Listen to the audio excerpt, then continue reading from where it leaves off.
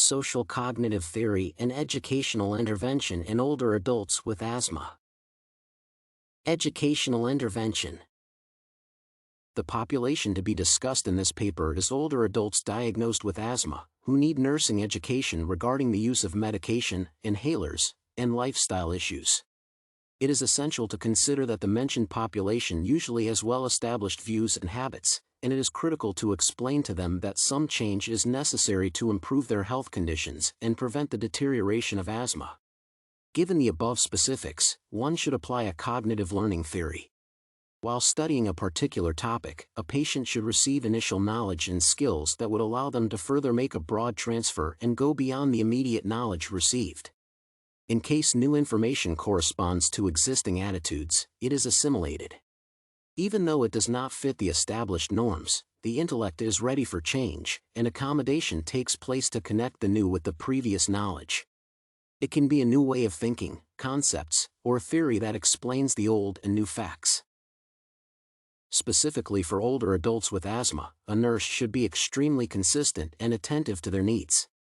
As noted by Butts and Rich, older adults are subjected to an advanced phase of cognitive development, while their reaction to education may be slower than those of children, adolescents, or adults. In this case, the specific intervention is at least 1 month of education, since the patient should not only receive information regarding their health and treatment but also understand and remember it. According to Appel, Wadas, Talley, and Williams, an online classroom for older adults may be an appropriate option. However, this also requires the consideration of the patient's contextual factors. The key to success in applying the cognitive learning theory is to detect and address misperceptions and biases, as well as promote social interaction, engaging the patients in close collaboration with each other, their families, and nurses. Philosophical basis.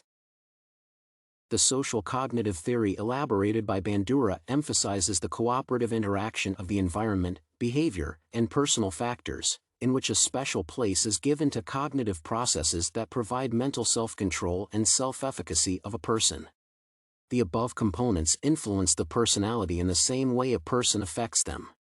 Through verbal and imaginative representations, the experience is analyzed by a person, then modeled, and saved to such an extent that serves as a guide for future behavior.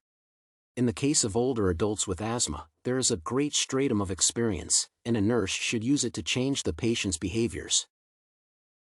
The identified theory may help to change the behaviors of the target population by modeling and affecting learning primarily through the informative function of experience. It is assumed that learning occurs only when the determinants of the regulation of individual behavior are included in the form of 2 types of reinforcement, such as indirect reinforcement and self-reinforcement. The former involves considering the behavior of the chosen model, the observed consequences, and reinforcements from outside for rewarded and effective behavior.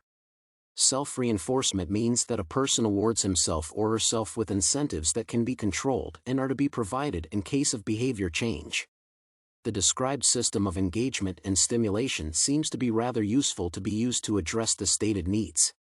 Thus, the specific intervention is group meetings and personal consultations, which will include both of the mentioned reinforcement options.